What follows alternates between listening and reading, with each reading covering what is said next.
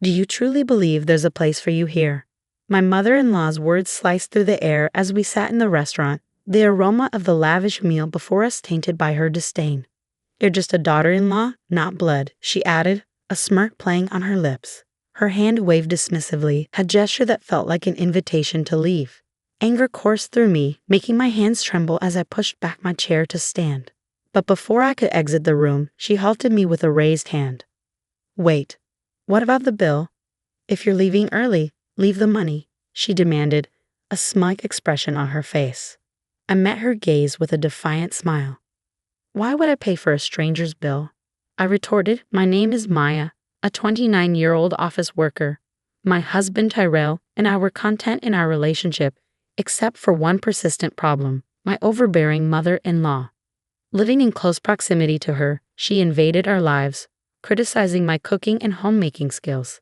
Uninvited, she'd barge in, pointing out every flaw, all while pretending to be a concerned mother. When I complained to Tyrell, he didn't believe me. In his eyes, his mother was just a loving parent, blind to her manipulations. As time passed, her intrusions grew worse. Armed with a key my husband had given her, she'd enter our home, criticizing and complaining about everything. She even tarnished my reputation with the neighbors, spreading lies about me. I pleaded with Tyrell to move away, but he remained indifferent, busy with work. Then, a turning point arrived. His successful project led to a promotion and a significant salary increase. Seizing the opportunity, I suggested expanding our family. Now that our income has grown, perhaps it's time to think about having children. I proposed, hoping that this positive change might finally open his eyes to the toxic presence of his mother. I thought it was a good idea, but if we're considering having children, I prefer to live in a more child-friendly town. There are very few child care centers here, and there are no parks for children to play in. Isn't it time for us to move? Finally, my husband gave a positive response about moving, and I was happier about this than the news of his promotion. However, that feeling didn't last long. The next day, my mother-in-law came over as usual without any notice. I was fed up, assuming she had come to nag again. But something seemed different this time. I've decided to celebrate my son's promotion, so I've reserved a restaurant. It's a very expensive place, but it's elegant. The food is top-notch, and the staff's attitude is wonderful. It has a great word-of-mouth reputation, she said, inviting me to join. That's nice. Good for you, I replied, trying to be polite, although I was as unfriendly as ever. Well, never mind. I want you to come to this restaurant too. Please come. I'll check my schedule, but it's probably impossible, I added. Don't say that. We'll be waiting for you, she insisted. Even though I answered that way, she just smirked and left. Until now, she had been excluding me, but now she was inviting me and saying she'd wait.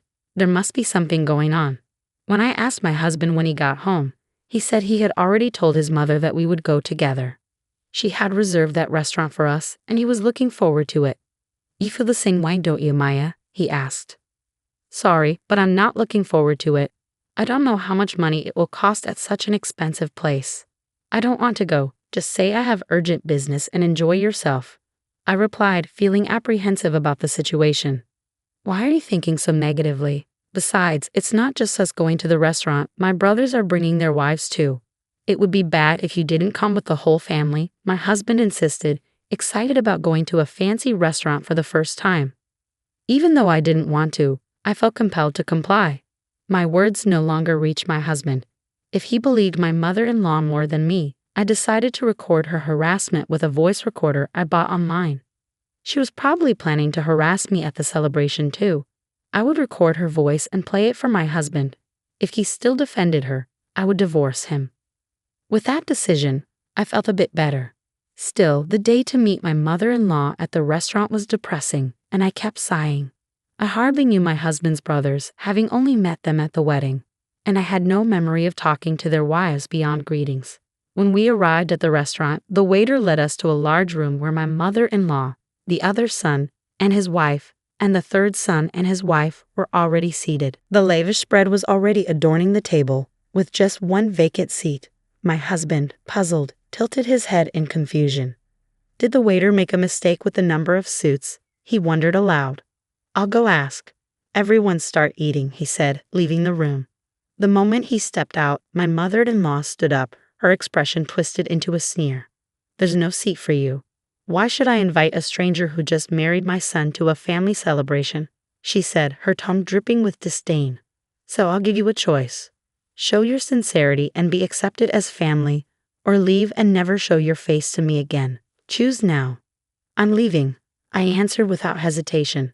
Mother-in-law was momentarily flustered. Did she think I would beg her to recognize me as family in this situation? No way. "Listen to the end. If you pay the entire bill here, I'll recognize you as Terrell's wife. You must be frustrated being treated as a stranger, so pay up and become family," she demanded. "I told you I'm leaving. Why should I pay for someone else's family's bill?" I retorted, turning my back on her. Mother-in-law slammed the table and shouted, "Don't you get it? I'm offering to make you family. Are you okay with being a stranger? Pay up." "No, I'm fine being a stranger. Since I'm a stranger, I won't pay for your meal. Goodbye." Mother-in-law chased after me, but by the time she reached the entrance of the room from the farthest seat, I was already at the exit of the restaurant. When I got home, thinking I'd email my husband, he returned within 10 minutes. The waiter said the reservation number wasn't wrong, and my mom was causing a scene. "I heard the situation from my brother. I'm sorry for making you feel bad. You managed to come back quickly," he said. It seemed like my declaration that I was fine being a stranger had also stirred something in the eldest son's wife and the third son's wife. They had previously thought enduring harassment silently was the only option, but seeing me talk back made them realize they could do it too.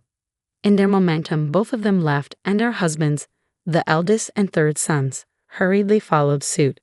I had braced myself for complaints from my mother-in-law, and sure enough, within 3 hours, the phone started ringing incessantly. It was so disruptive that I eventually blocked the calls. However, one call managed to get through from an unknown number. "Hello, sorry for calling so late. Is this Maya's mobile phone?" The man on the other end identified himself as a police officer from the nearby police station. He informed me that after being left alone, my mother-in-law had tried to eat what she could and subsequently attempted to make me foot the bill later on. However, the restaurant staff, already disapproving of my mother-in-law after the earlier disturbance, declined her request.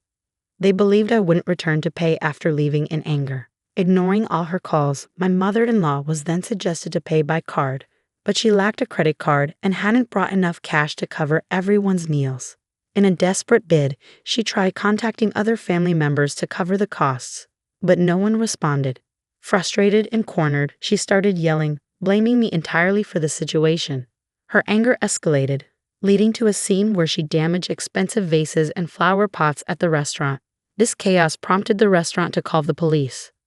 The responding officers managed to calm down my furious mother-in-law, but she adamantly refused to accept any wrongdoing. The restaurant, not only unpaid but also burdened with a troublesome customer, sought help to escort her home. Feeling guilty about ignoring a call from the police, my husband and I reluctantly returned to the restaurant. Upon our arrival, my mother-in-law was being pacified by the police. The moment she spotted me, she raised her eyes and, crossing her arms, screamed, "You good for nothing. This situation happened because you didn't pay the bill. It's natural to help your mother, isn't it? Pay up now." I was utterly astonished when my mother-in-law uttered something almost threatening, even with the police present.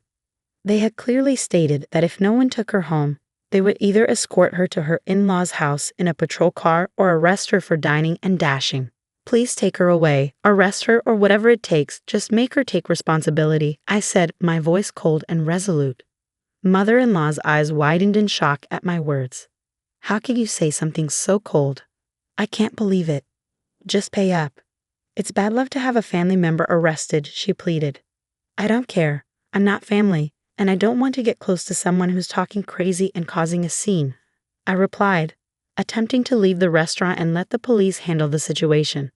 However, my husband, who had remained silent all along, glared at me. I understand that what was said and done to Maya was terrible. But is it something bad enough to be arrested for?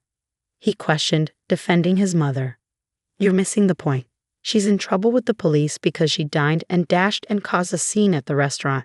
I have nothing to do with it. Or are you saying that I'm the one at fault for not paying for 6 people's meals, even though I didn't eat?" I retorted. My husband fell silent but walked past me toward the police and the restaurant staff. I knew what he intended to do. Anticipating his actions, I called out to his retreating back. If you're going to pay for her meal and compensate them, we're getting divorced. Think about that. My husband didn't respond to my words and silently took out his wallet. I sighed and left the restaurant. Walking the familiar road back home, I started packing my essential belongings, preparing to leave. Just before the date changed, my husband finally returned. Mom's not getting arrested. It seems she was really in the wrong. But the restaurant said they'd forgive her if I compensated them and promised she'd never come back. I didn't have nearly enough money, so I had my brothers come and help. "Oh, I'm so tired," he explained, his voice weary.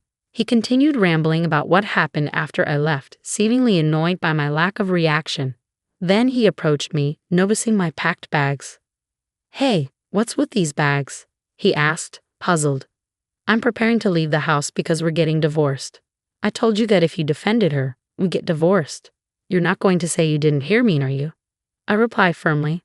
My husband looked down at me, his eyes wide with astonishment. Then he raised his gaze and began to yell. "What's going on today? You've been acting strange all day. I understand that Mom did something terrible, but why do we have to get divorced? I've told you I'm being harassed, and even with evidence and other people's testimony, you still choose your mother, who was almost arrested, over me. Is it strange that I want to divorce someone like that? I've had enough." My husband continued to say various things, but it all went in one ear and out the other. I prepared to leave the house and made preparations for divorce. The next morning, I immediately went to get the divorce papers. When I signed and handed them to my husband, he made a big fuss about not wanting to divorce. However, when I mentioned involving a lawyer, he reluctantly signed, and I submitted the papers right away. Finally, I was able to return to being a stranger. Afterward, my husband moved out of the house and went to live with his parents. Apparently, he had relied on me for most of the housework, so he couldn't manage it himself. As a result, the house became a mess. Disliking the dirty house, he canceled the apartment lease and decided to return to his parents' home. Additionally, the eldest and third sons faced similar outcomes. On the day when my husband called his brothers to help with the compensation, they each had a big fight with their wives.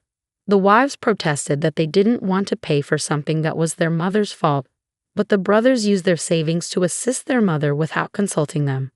Moreover, the brothers believed mother-in-law's words, thinking they might get arrested because of their unreasonable wives. Their love cooled at the sight of them belittling me, and they were immediately confronted with the prospect of divorce. Both of them returned to their parents' homes, refusing to do housework. In the end, mother-in-law and her 3 childlike brothers also returned to the in-laws' house. Thanks to this situation, they became a subject of mockery among the neighbors, who spread the word that all the brothers were abandoned by their wives. Mother-in-law dismissed these rumors as nonsense, passionately defending her sons and blaming us wives for their failures. The husbands, hearing the story, smugly nodded, convinced that divorcing them was the right decision. However, my relationship with the neighbors remained decent, and nobody believed these tales. They were aware of mother-in-law's nasty personality and kept their distance, quietly laughing at her. Mother-in-law became known as a failed mother who couldn't educate her sons, while the husbands gained a reputation in the neighborhood as mama's boys who defended their mother instead of protecting their wives. Despite the furious attempts of mother-in-law and the husbands to contact me, I had changed all my contact information and moved to a new house.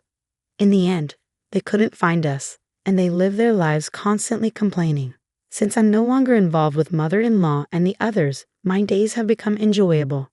Being free from the stress of dealing with her is a significant relief, and making new friends has also been wonderful. In fact, during the divorce process, I bonded with the ex-wives of the eldest and third sons over our shared grievances about mother-in-law. Now, we often go out for meals and enjoy shopping on weekends. In giving me such wonderful friends, I might even have to thank my ex-husband. The day after tomorrow, we're all planning to visit a new cafe. From now on, we can do what we want. It might sound obvious, but it feels more liberating than ever before. I want to lead my own life without getting involved with such toxic people, and I am genuinely grateful for the friendships I've found. I believe I would still be living alone if it weren't for them. The reason I'm not lonely now and the reason I can live happily is all thanks to them. I'm truly thankful, and I hope this relationship continues forever.